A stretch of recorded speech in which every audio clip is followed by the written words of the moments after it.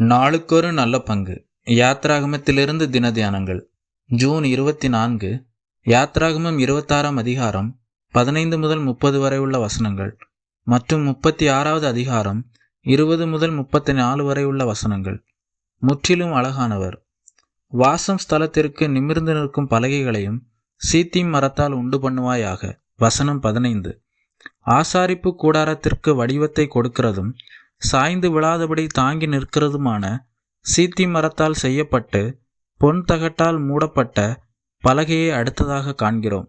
எளிதில் கெட்டுப்போகாத இந்த மரம் கிறிஸ்துவின் மானிட தன்மையை நமக்கு முன்பாக வைக்கிறது. கிறிஸ்துவின் தெய்வீக தன்மையைப் போல அவருடைய மானிட தன்மையும் உண்மையானது. அவர் எல்லா விதத்திலும் தம்முடைய சகோதரருக்கு, அதாவது மானிடருக்கு ஒப்பாயிருந்தார். பலகையை மூடியிருந்த பொன் அவருடைய மானிட தன்மையின் ஊடாகவும் நிறைவான தெய்வீக தன்மையும் கொண்டிருந்தார் என்பதை வெளிப்படுத்துகிறது. ஆகவேதான் அவர் மனிதனாகிய கிறிஸ்து இயேசு என்று அழைக்கப்படுகிறார்.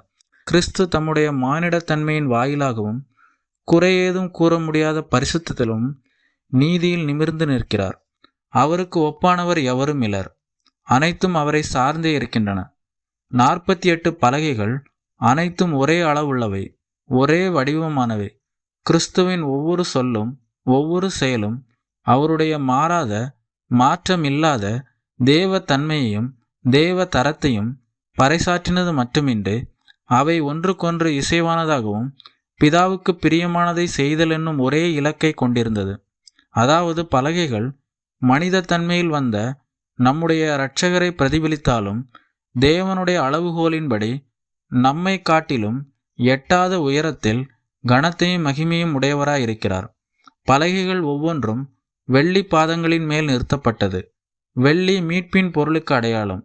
இந்த வெள்ளி பாவ நிவர்த்திக்கான மக்களால் கொடுக்கப்பட்டது. கிறிஸ்துவின் மனு உருவின் நோக்கமே மக்களின் மீட்புதான். நாம் வெள்ளியினாலும் பொன்னினாலும் மீட்கப்படாமல் கிறிஸ்துவின் விலையேறப்பட்ட குற்றமில்லாத மாசற்ற இரத்தத்தால் மீட்கப்பட்டிருக்கிறோம்.